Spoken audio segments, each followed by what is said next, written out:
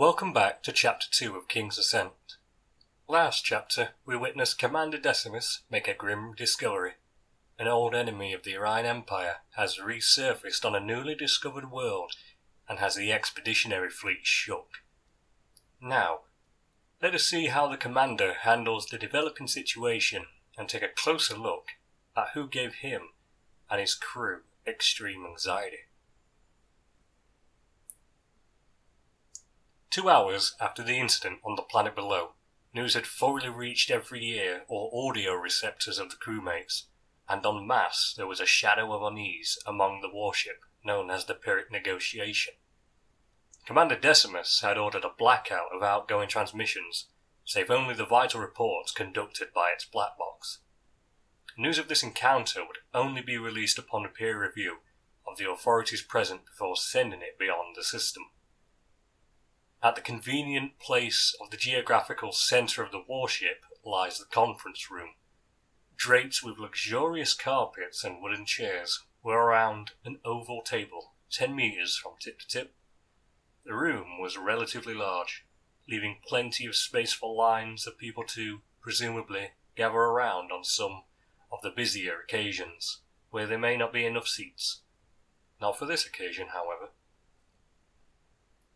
For practicality, screens are placed around the walls. Some simulate a window by projecting the outside of the ship in a live video feed.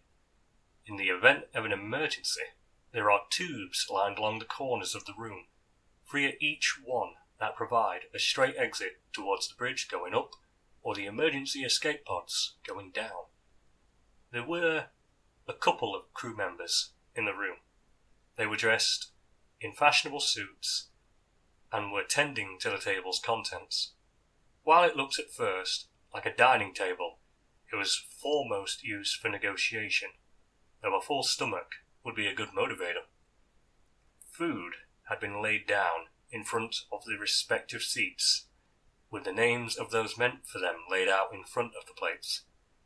The resulting smell and aromas of the multitudes of spices and seasonings along the wide spectrum of meats and vegetables and soups catered to the varying taste and cultures of each crew member would ponder the sheer scope of the food storage operations on the ship.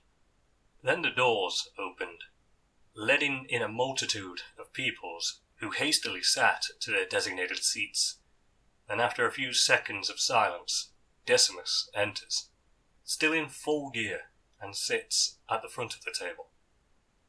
The air was filled with many questions and worries. Everyone had some form of concern to give, and all awaited patiently for their chance. "Ladies and gentlemen," issued the commander, snatching a crispy fish-like creature from his plate, and ate it. "It's of no use to me, or surprise, or my security, that there's a tension around the ship concerning the events a few hours earlier. I understand that we all have something we need to get off our chest," clasping his hands onto the table. "I can say with utmost certainty that the reason behind the initial expeditionary force's disappearance has been the result of them being wiped out by a singular being. And as you have definitely been told through rumours on the ship, I am here to confirm it. Yes, Tiberius has been found on the planet below us, and so..." Before he could continue, the room's occupants erupted in a barrage of questions to both Decimus and each other. The commander leaned back on his chair, allowing his guest to blow off some steam, before letting out a reptilian bellow and a slam of his fist on the table to silence and recapture their attention. "I have gathered you all here, the ship's high co-coordinators, to discuss a means of containment. Battle, if necessary." Gesturing to his left side, Jarl, his second-in-command, stood up and with a flick of his wrist, a hologram appeared at the centre of the table. "Considering outside factors, such as logistics of troops, supplies and resources necessary for containment, a transmission requesting a fleet of 20 ships will be enough to blockade the system. One of the members, a Yorbrail female, with blue scales, raised her hand. And what of my fallen brethren? Justice demands that Tiberius be brought to heel. Defiantly she spoke with the authority of a well-experienced judge, jury, and executioner. As the High Justicar of the current fleet, like the other high-ranking individuals in this room, she was the racial and military representative of their respective race, with the exception of the Denajar, whose leader was not present, nor an empty chair to say they were either late or refusing to attend. The Taesh representative, with a suit gilded in gold and white, and wearing similar goggles to Jarl, follows on the statement. While real justice demands it, logic dictates the action as well. Tiberius was after all threat level Omega, the highest given. As such, the protocols we can execute will allow us to enact even tougher procedures to ensure he's dealt with. To face such a threat, we have necessary weapons to deal with one man. But seeing as the Diogene Wars you were a part of when I was a child, I can understand why we would be discussing all these resources to take out one man. The room, understanding the insinuation of how drastic the measures are for one man, all look towards Decimus for clarification. The commander leans back on his chair, looking to the ceiling. It's not his current state that I am planning against. It's what he might return to. You've all at least heard some stories surrounding just how powerful an Omega is. Using magical energies to empower themselves can be more nightmarish than any magician, and the Diogene Federation, in which we spent so much time and resources to crush, made every mile gained cost so dearly as a result of those that led it, and the armies who fought with them. Pressing a remote button, the middle screen changes to footage of a distant world, the sky dominated by a bright blue star and smoke bellowing from many crumbling structures. The file name read out Decimus's name and the subject an engagement with an Omega. It was the battle he first encountered Tiberius. Despite the shaking of the video, because of the chaos of war, Tiberius could be seen leaping onto tanks, crushing them like an empty can, dodging rockets and cleaving beasts covered in armour in twain. The spectators were shocked, but the history they read was of no exaggeration. The Diogene Wars, specifically on the power that their newly encountered terror demonstrated what he could soon have at his disposal. One thing that didn't add up to the mind of the representative of the Taesh, who inquired Jarl to help him figure a logical reason. If video feeds suggest this is capabilities, then why had we not used them against our commander and the search party? They should by right be incapable of escape. The eyes of the Taesh moved frantically around, looking at numbers and letters rapidly changing and appearing in their eyes, projecting into their retinas.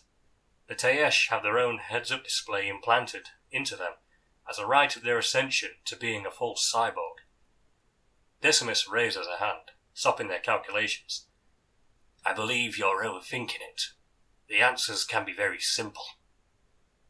Letting the room fall silence, he allows others to figure it out for themselves, a test for their competency. We can assume he's in a less powerful state. He would have no reason to restrain himself.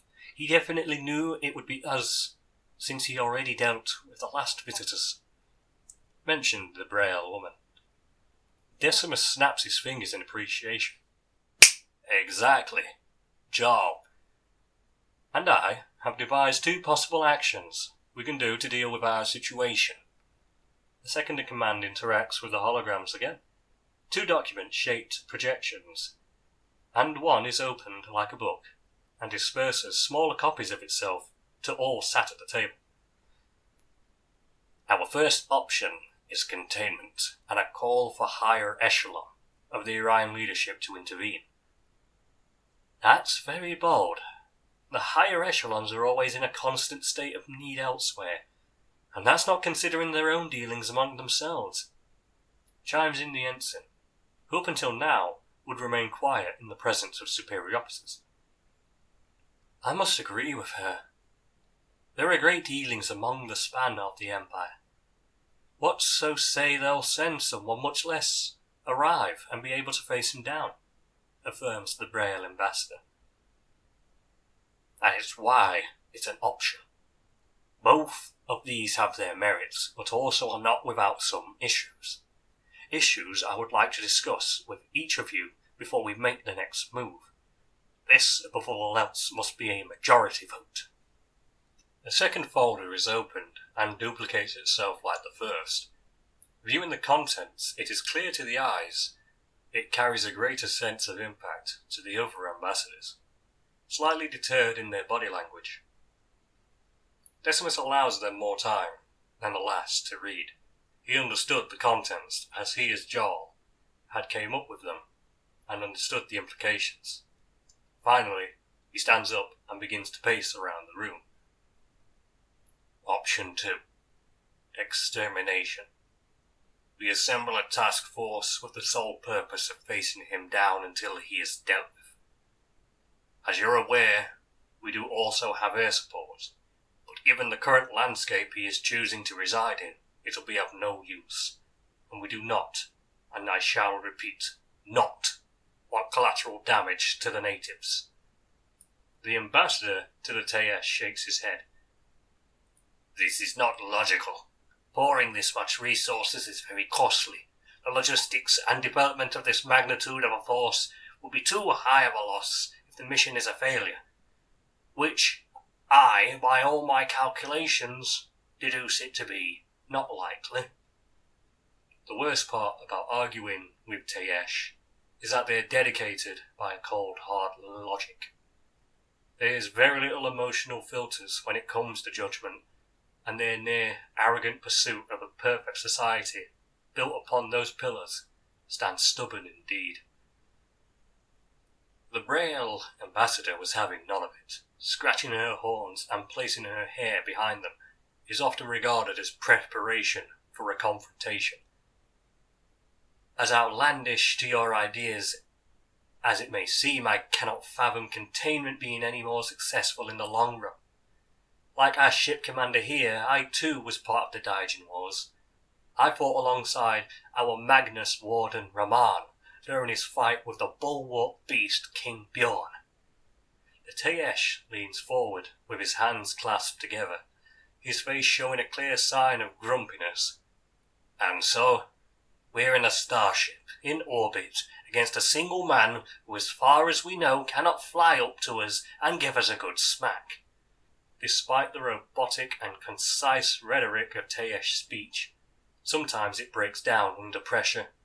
They train well to speak and present themselves as such, but no one is perfect. The Braille lets off a deep, guttering growl of frustration. The situation is diffused by the entrance of Abathur. Sorry I'm late, Commander. Had to make sure my equipment was securely locked after repairing your armor. With a smile, the commander pulls a chair out for her at the table and allows her to sit, giving her a pat on the shoulder. Job well done, as always, from our master of arms. Congratulating her, she lets off a smile and takes a sip of the soup in front of her, still steaming from the hot plate beneath, heating it up. She had changed into a formal attire from her workshop clothes, a cotton suit of a dark red with stripes on the arms and gold jewellery on her fingers and shoulders. Though her rush to this room had left her with some patches of armour polish and dust on her face, which she fruitlessly tried to rub off with a handkerchief. Abathur, as Master of Arms, what is your opinion on these two plans? Can the armoury at present be able to provide the necessary assets? Decimus inquired, sitting back on his chair, allowing her to read both the plans. As she did, the two ambassadors shared different opinions on the matter, while other VIPs discussed among each other. Abathur taps her cup with a spoon to get the occupant's attention. The armory can provide you with the means of containment. However, it would only be capable of fending off the locals with ease. In terms of the firepower needed to take him down, perhaps, the manpower required, the loss of life, I cannot agree with. The Teash ambassador stood up. And this is why I, Ambassador Biako of the Teash, will not commit this number of men to fight him. Why can't we just bombard him from orbit and be done with it? No need for containment of a corpse outside of a morgue. You've already lost 2 of yours to him, Kalor. Ambassador Kalor rises from her chair. She towers over Biako by at least 2 feet. Her armour was clad in a mixture of a robe and armour plating with chainmail underneath. Skin tight to fit and not slack, it reveals her tensed, slick abdominal muscles, earned through hard training and combat. With his quills shaking slightly, Decimus stood next to her as a reminder of who's in charge. Not a wise choice of words there, Biako. While I understand your reasoning, do well to remind yourself the consequences to certain words. Kalor, I understand your need for justice would have you take to the field against him. But Biako and Ensign Dagmathor do bring up credible reasons against the notion. Kalor sits back down. The tension of the room is relaxed, and Abathur pitches in. Now, sirs and madams, I may be brash, but this idea, due to what would be done to make sure it would even begin. But knowing the capabilities of this ship's crew and the arsenal of vehicles we could bring, would be good, and losses would be high. Though at the same time, as Kalor has stated, he is dangerous. And you, Commander, said he's not at his peak, as this report from your encounter with him stated. But by that very statement, I worry the possibility of him getting to what you would consider his peak. She signals for some pause while she tinkers with the computers on the table. So here's my idea. Based on the revisions of the past 2 plans, we stick with terminating him. Because if we allow him to recover to his maximum by trying to contain him, the moment when we move to take him out, he'll mop the floor with us, and whoever is sent to back us up. And we're forgetting the potential for him to find a way out of this system and to the galaxy at large. The proposal gets the members at the table speaking rapidly among each other. Even Decimus and Jarl conversed with themselves. The commander activates the screen to produce 3 boxes, each stating an option and the corresponding number underneath. Miniatures appear in front of the attendees. Abathur, how would you plan an attack differently than armoured columns and elite soldiers? He asks, curious to the solution. Well, he can throw vehicles, as we know, so we're giving him ammunition, if anything. And considering who we're up against, and the record showing he's pretty tough, even to explosives, it's hard-pressed to say we'd get it done. So I propose the use of the 3 Dindejar Gerahim ambassadors to face him. You're way out of your league there, Abathur. Not even us fellow ambassadors can summon them to the field, protests Kalor, with the other guests in agreement. Aside from the fact they would not be able to fit in this room, but their duty and honour bound to our commander to help if the need is there. And are we not discussing the most powerful weapons of our ship to be brought to the forefront against Tiberius? It's a no-brainer, in my opinion, she reinforced. Biako even shook his head in agreement. I must agree with her. It's a compromise in my eyes. We do not allow him time to reach his peak. That seems to give us the chills, and also uses as little resources as we can, while maintaining the needed fire and manpower to beat him. I would have suggested this sooner, but the chances of the Gerahim lords being convinced is low. Confidently, Decimus interjects. I'll have to worry about that. Though any notes and suggestions are welcome to ensure they'll listen. The Gerahene lords are the mightiest that an Ajar people can muster. They are legends and nightmares on the battlefield, and the mightiest of them all is their king, Abathur. Had the time of his life during the Daijin Wars, he did. First-hand witnessing him, I must admit. Wish I could bring him here if we had the time to spare. Jarl, believing enough had been spoken, proceeds to initiate the vote. All present cast their vote, including himself and the commander. The results are tallied up and are presented as follows. Option 1. Extermination with ground force, 20%. Option 2. Containment, 25%. Option 3. Extermination through the conscription of the Gerahene lords, 55%. Kala steps from her seat and gestures the Orion salute. The others join in as accustomed to the decision being reached. I must take my leave to ensure my fallen soldiers are given their honours. May the Gerahene lords avenge them. She walks out of the meeting room. The thud of her boots can still be heard even when the door shuts behind her. Decimus shrugs at the result. Well, seems I'm going to have a wonderful time, won't I? Said, in a worried, yet cheery demeanour that lands a few chuckles from the attendees. Oh, Abathur, you evil genius, you. Since you know it has to be me to convince them, and not you. Well, you all know the drill. Jarl takes over if the Gerahene laws decide if I'm not fit to be in charge of the ship. With a wave, he dismisses the guest. They're free to continue their duties. Abathur is gestured by Decimus to follow him out, with Jarl tailing behind them. How's the armour, by the way? You did good. It's a shame it won't hold in the jaws of the Gerahene if I piss them off. Oh, you're overreacting. Just make sure they know full well they're in for a glorious battle, and all that stuff that'll get their blood pumping. Oh, you're overreacting. Just make sure they know full well when they're in a glorious battle, and all that stuff that'll get their blood pumping. You forget the Gerahene lords are Ajar that have lived for centuries. Their evolution into the giants. They are a result of that time and the battles fought in the Empire during. Yes, they crave battles that give them the blood rush, but they're not entirely driven by that. Admittedly, yes. It'll do, I suppose.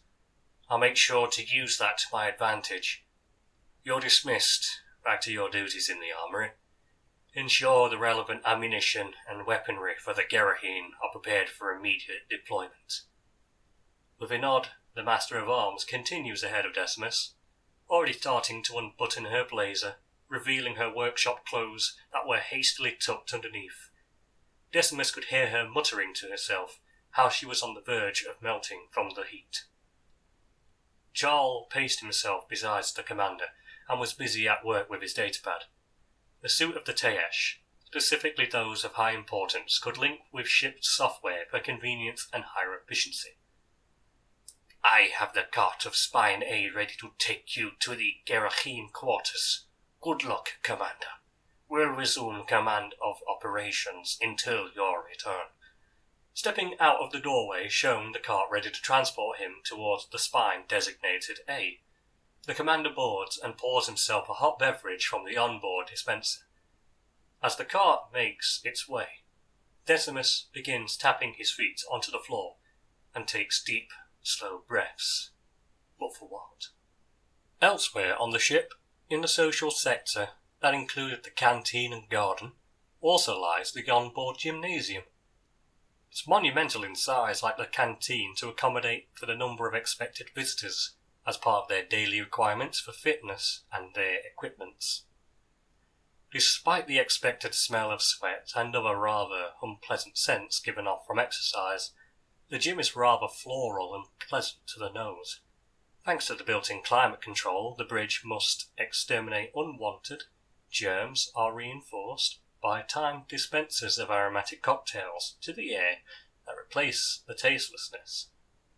sanitized air that would be left around. At the bench press area, various peoples of vastly different sizes trained accordingly. Among them, Marlock, benching enough for him to do 5 repetitions. Beside him are 2 men of his species, one built in a similar muscular frame, and the other young and slim. All were wearing shorts and tank tops suited for the gym, the young man lifting small dumbbells and curling them in repetitions of 5 before switching to the other arm. Marlock visibly begins to struggle lifting the bar and lets a signal for the 2 to help him place the bar back on the rack above.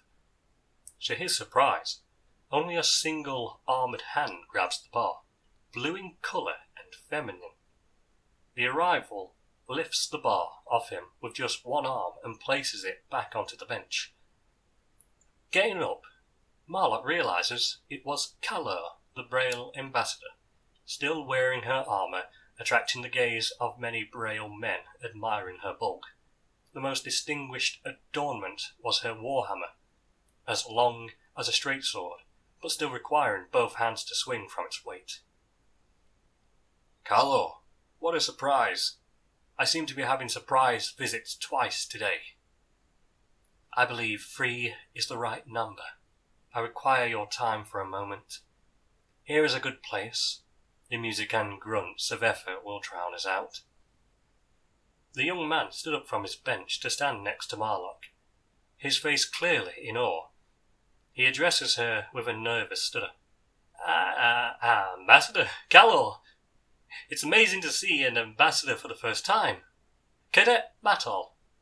The Braille gives the young man a stare, sizing him up. A newbie, I see. First deployment as a soldier of the Bronmar Republic. The cadet nods. Sorry for your loss of Carstall and Marstel. I was quickly assigned to be their replacement. Do well to be like them or better. They left behind very big, empty shoes. In response, Attal salutes and is dismissed, heading back to his training. Kalur gestures a hand to the bench press. Marlock moves off it and allows her a turn. She places 2 extra plates on each side of the bar and lays down, and begins to lift with a brisk motion. I've come here, Marlock, for a few favours to ask. He leans forward, all ears. Tiberius, that bastard really is alive, and already drawn first blood. Decimus has placed an order for the Gerahene lords to finish the job. The mention takes Marlock back in surprise. Fucking hell, we're pulling out the best assets from the start. He's really that bad? I know you and the commander fought in the Daijin Wars.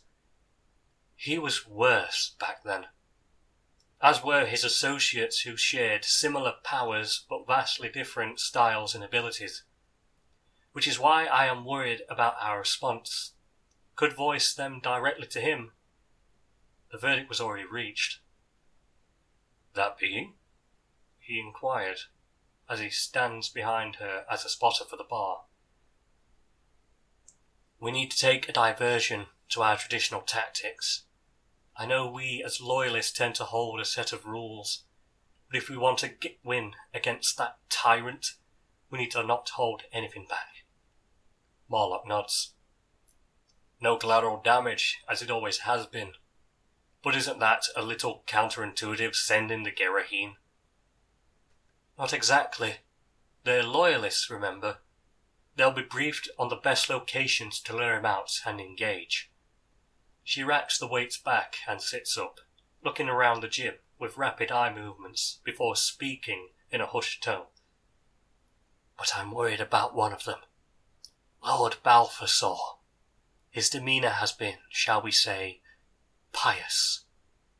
Marlock also looks around the room before drawing closer. Shit.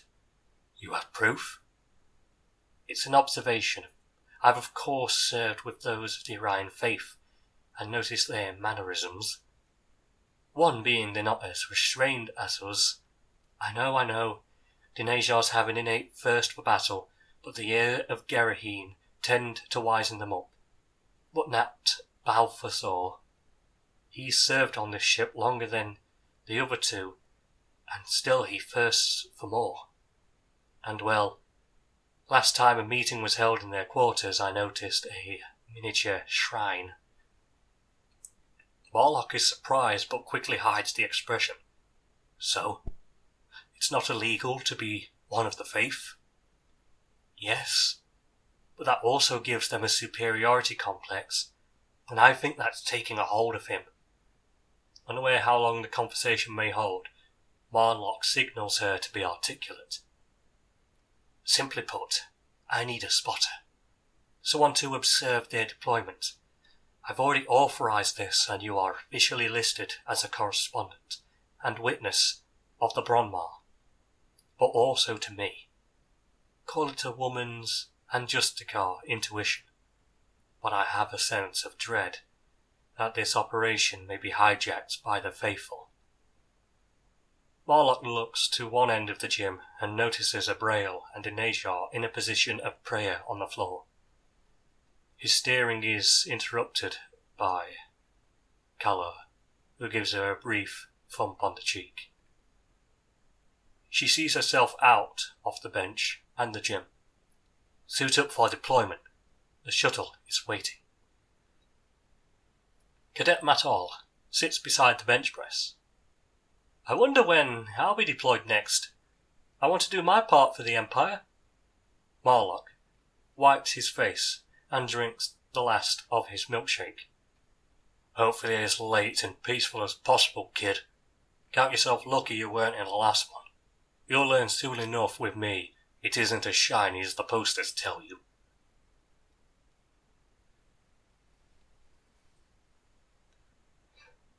Located at Spine A, on the furthermost reaches of the rail system lie a set of stairs. Nothing is of distinct design importance, lit like any of the corridors of the ship, with bright lights and clean floors. One difference, however, entails a thought of who these stairs are meant for.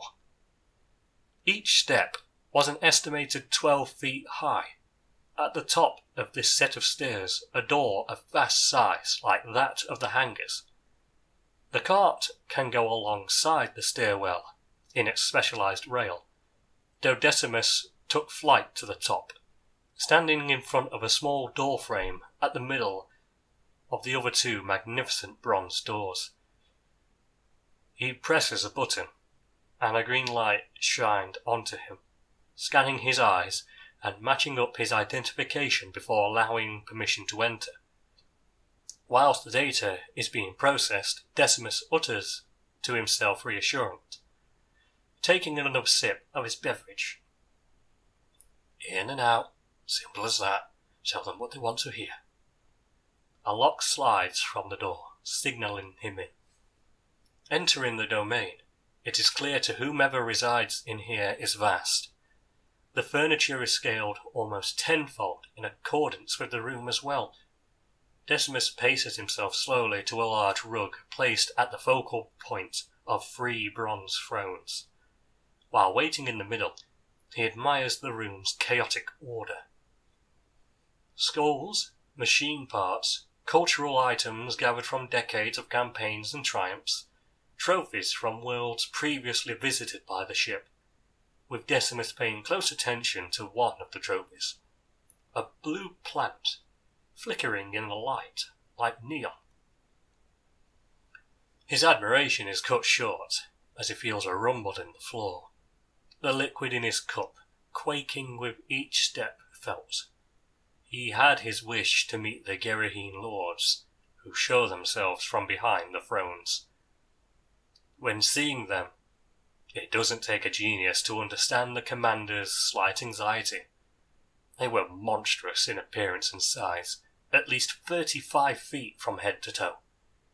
The 3 of them bore the resemblance of the smaller Najar, 2 front-facing serrated horns, sharp canine teeth, and black hardened skin with the patterned red stripes and scales. Heavily muscular, and their armour a fortress of protection and strength.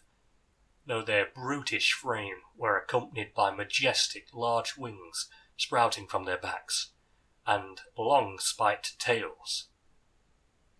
Decimus notices a flicker of fire from their noses as they let out a heavy exhale, accompanying their glowing, furious eyes. All three sat down with a loud thud and tremor on the floor. The one in the middle leant forward and faced Decimus down. "Commander Decimus," spoken in a rather ordinary tone, but carried the booming thunder of a landslide that you could feel in your bones. "Gerahine Lords of the Denasia, Lord Targos," bowing to the one leaning forward. "Lord Kilmarif," bowing to the left. "Lord Balthasar," bowing to the right. "We, as you know, are not without our ears and subordinates, and the rumours spread faster than the sounds that bear them," monologues Targos. "Rumours that give us anticipation of what you are to ask," continues Kilmarif. "towards a foregone conclusion, towards battle," finished Balthasar. "Yes, they're very true, and I would anticipate coming here is a formality to give you some advice on what we wish to ask from you." Targos slammed his fist onto the throne, startling Decimus, forcing him to hide the shot by sipping from his drink. "You ask us of a suicide mission." Whoa, let's calm down, Lord Targos. Allow me to reiterate these rumours, since you're going to hear everything as it should be. Another sip from his drink. "Yes, we've encountered Tiberius, though I am also aware, with great confidence, as are my intelligence staff, that he is not in his top form. He seems to be not himself." "Your evidence?" inquired Balthasar, picking meat from between his teeth. "I'm alive to inquire for your insistence. The records don't lie. This man could destroy ships and wipe out battalions. What reason would he have to hold back on me and my away teams?" "He makes a good point, Targos. I for one am inclined to believe this. I've been in battle against foes that could have brought this ship down themselves. Beings of that caliber don't simply lose form over time," reasons Kilmarif, stroking his goatee while he ponders the next course of action. "I both asked you and I order you to do this. You are both bound by duty and honour to heed my wishes." "Within reason," spouts Balthasar, "and this is beyond reasoning." "Are you hesitating? I was under the constant impression that the Gerahine Lords were never one to turn down opportunities to fight in any and all combat scenarios. I am aware that this does not seem a little on the insane side, but make no mistake." Decimus downs the rest of his drink, and then boldly smashes the cup to the floor. "Make no mistake, this motherfucker turned down probably... Ooh, I'm so riled up. But make no mistake, he's probably going to give you the fight of your lives. But I don't send you guys down there based on mere whims and petty dick measuring. I, as the owner of this ship, am ordering you guys to suit up and be ready to end arguably the most dangerous man this empire has ever had to face. In a weakened state, no less. You won't have to imagine the glory you'd get from snuffing him out. The Emperor himself would grant you lordship over whatever domains you wish beyond the ones you already have. I may be nuts right now asking you of this, but balls to the walls, you're getting your asses down there to end this damn atrocity before it festers out of control. You can come back and bitch at me afterwards on how easy that fight would be, or how hard, but I can't stand to be here wasting precious time while Tiberius gains a second wind." The lords all went back, utterly shocked at the brash and foolhardy pitch thrown at them, as if one of their own had scolded them. All three stomp off their chairs and puff their chest out to the commander, who stands defiantly with his hands behind his back, also with a puffed out chest. Ha ha ha ha! An entertaining boldness that borders on the suicidal. We could crush you under our feet right now for your arrogance and take over the ship. The commander nods. Aye, that you could. But I am confident in saying you'd have better odds killing Tiberius than taking this ship without losing one or two of you. And even then, do you know how to fly this, much less command?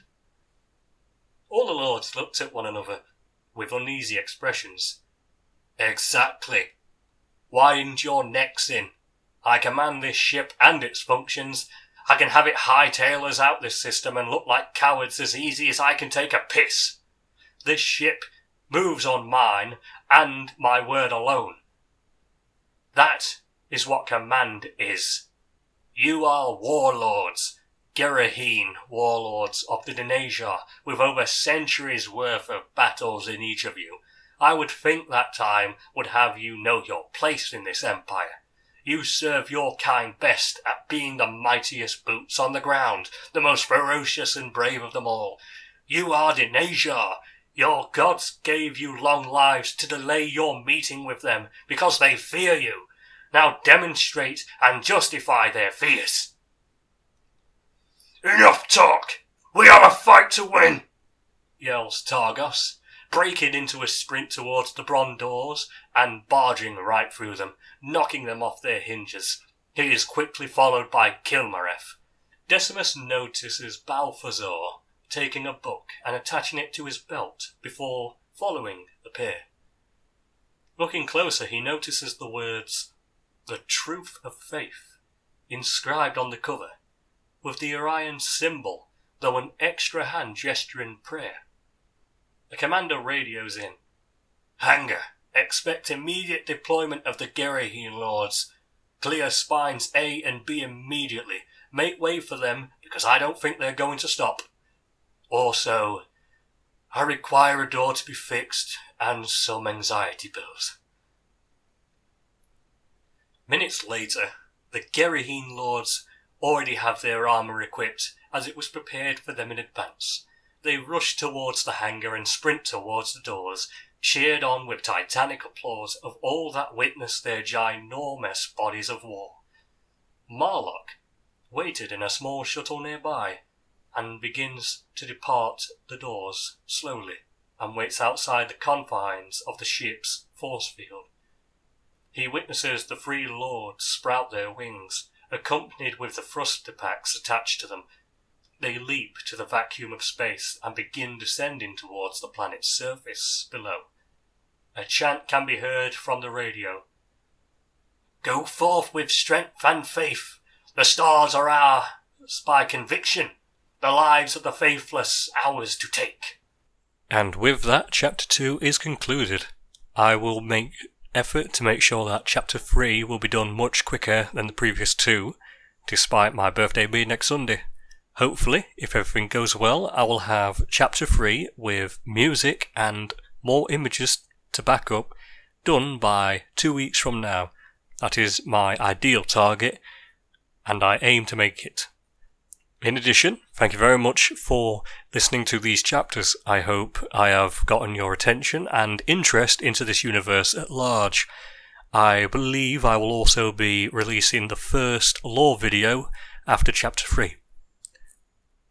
Speaking of which, Chapter 3 will focus on Tiberius, as we take to the planet's surface and just see what has the Orion Empire so terrified of this man. Thank you very much for listening, and do remember, tomorrow is built on dreams.